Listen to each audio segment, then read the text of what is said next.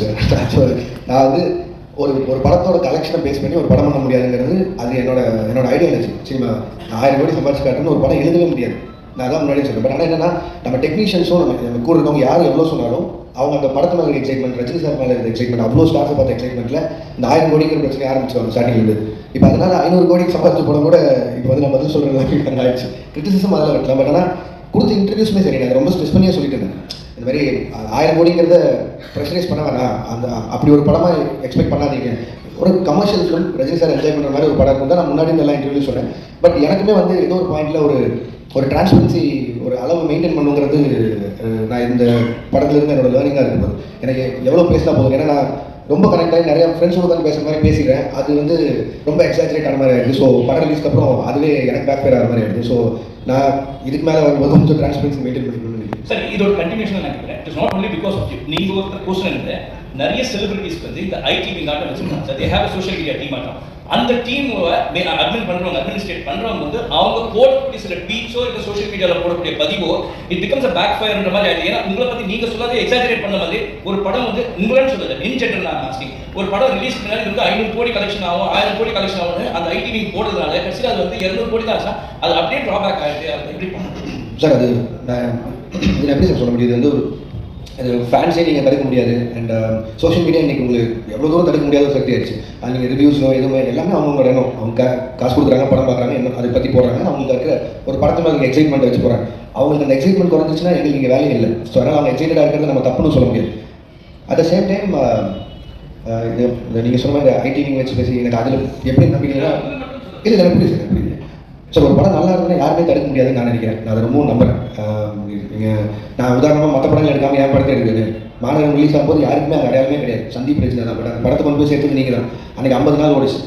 அப்போ அதுக்கு நல்லா இருக்குங்கிற மாதிரி தான் ஏதோ ஒரு நம்பிக்கையில் போய் அந்த படத்தை போய் பார்த்தாங்க. ஸோ அதனால் அதுக்கப்புறம் எல்லாரும் ஸ்டார்ஸ் கூட வேலை செஞ்சுட்டேன். அவங்களோட போஸ்டர்ஸ் வச்சாலே படம் போயிடும். பட் ஆனால் யாருமே இல்லாமல் ஒரு போஸ்டர் இருக்கும்போது கூட மக்கள் வந்து பார்த்தாங்க. ஸோ படம் நல்லா இருக்குன்னா இது எதுவுமே சார் படம். அதை பற்றி நிறைய விமர்சனங்கள் போயிட்டு இருக்குது. என்ன எது கிளாரிட்டி வேணும் அதை பற்றி என் சைட்லேருந்து ஒரு கிளாரிட்டி கொடுக்கணும்னு ஆசைப்பட்டேன். கூலி ரிலீஸ் ஆகிற டைமில் 2 பேருமே மீட் பண்ணேன். 2 பேருமே இந்த மாதிரி ஒரு படம் பண்ணலான்னு சொன்னாங்க. எனக்கு அது மிகப்பெரிய ஆப்பர்ச்சுனிட்டி. கிட்டத்தட்ட 46 வருஷம் கழிச்சு 2 பேர் ஒன்று சேர்றாங்கன்னா அவங்க வந்து என்னை டைரக்ட் பண்ண சொல்லி கேட்டதும் எனக்கு பெரிய விஷயமா இருந்தது. ஆனால் எனக்கு அப்போ கைதி 2 இருந்தது. கைதி 2 தான் என்னோட இமீடியட் நெக்ஸ்ட் ஃபிலிமாக இருந்தது. பட் ஆனால் இந்த ஆப்பர்ச்சுனிட்டி மிஸ் பண்ண முடியல. ஸோ அதனால் நான் ப்ரொடக்ஷன் சைடில் சொல்லிவிட்டு நான் இந்த படம் முடிச்சுட்டு வந்துடுறேன், எனக்கு திருப்பி இப்படி ஒரு ஆப்பர்ச்சுனிட்டி கிடைக்காதுன்னு சொல்லிட்டு நான் வந்துட்டேன். ஒரு 1.5 மாதம் சின்சியராக எழுதினேன். முடிஞ்சளவுக்கு ட்ரை பண்ண 2 பேரையும் வச்சு ஒரு படம் பண்ணிருக்கேன். 1.5 மாதம் கழிச்சு நேரில் போய் மீட் பண்ணி 2 பேருக்கும் தனித்தனியாக நரேஷன் போச்சு. 2 பேரும் ஈக்குவலாக எக்ஸைட் ஆனாங்க கதை மேலே. பட் ஆனால் என்னென்னா 2 பேரும் நிறைய ஆக்ஷன் ஃபிலிம்ஸ் கண்டினியூஸாக பண்ணிட்டு இருக்காங்க. ஜெயிலர் 2 வரைக்கும் ரஜினி சார் ஆகட்டும், இப்போது கமல் சாரோட அடுத்த அன்பரி மாஸ்டர் டைரக்ஷனில் வர படம் ஆகட்டும். ஸோ எல்லாமே ஹெவி ஆக்ஷனாக இருக்குது. திரும்பவும் கேப் இல்லாமல் இன்னொரு ஆக்ஷன் போகணுமாங்கிறது அவங்களுக்குள்ள ஒரு கேள்வியாக இருந்து 2 பேரும் ஒரு லைட் ஆர்டட் ஃபிலிமாக எதிர்பார்த்துட்டு இருக்காங்கிறது எனக்கு அது மூலிமா தெரிஞ்சு 2 பேரும் சொன்னாங்க. பட் லைட் ஆர்டட் ஃபிலிம் எனக்கு பண்ண வராது. அண்ட் அதை நான் ஜென்னுனா சொல்லிட்டு வெளில வந்துட்டேன். பட் ஆனால் நான் இப்போது சொல்லிட்டு போனதுக்கப்புறம் எப்போ திருப்பி வருவேன்னு தெரியாது கார்த்தி சாருக்கும் அவங்க டீமுக்கும். ஸோ அதனால் அவருக்கு கைதி 2 இருந்த ஸ்லாட்டுக்கு இன்னொரு டைரக்டர் கொடுத்தாரு. இதுதான் ஆக்சுவலாக நடந்தது. அண்ட் அந்த கேப்பில் வேறு என்ன பண்ணலாம் அப்படின்னு யோசிக்கும்போது மைத்ரி பிக்சர்ஸ் வந்து அவங்க எனக்கு கிட்டத்தட்ட ஒரு 6 இயர்ஸ் முன்னாடியே ஒரு அட்வான்ஸ் கொடுத்துருந்தாங்க. சரி, அந்த கமிட்மெண்ட்டை கிளியர் பண்ணிக்கலாம்னு யோசிக்கும்போது எனக்கு அல்லு அர்ஜுன் சார் ரொம்ப பிடிக்கும். ஒரு 3-4 வருஷமாக பேசிகிட்டு இருக்கோம் ஏதோ ஒரு படத்தில் கொலாப் பண்ணலான்னு. ஸோ இது எல்லாமே சேர்ந்து அமைஞ்சு வந்த மாதிரி இருந்தது. ஸோ இந்த கேப்பை யூஸ் பண்ணி இப்படி ஒரு படம் பண்ணிட்டு வந்துடலான்னு யோசிச்சது தான்.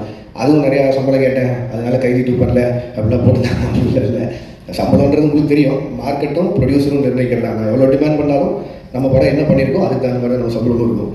ஸோ அந்த ஒரு விஷயம் கிளியர் பண்ண நினச்சேன். லாஸ்ட் வீக் அவங்க எல்லோரையும் மீட் பண்ணி பேசிட்டேன். ஸோ என்னோட அடுத்த படம் கைதி 2 தான் இருக்கும்.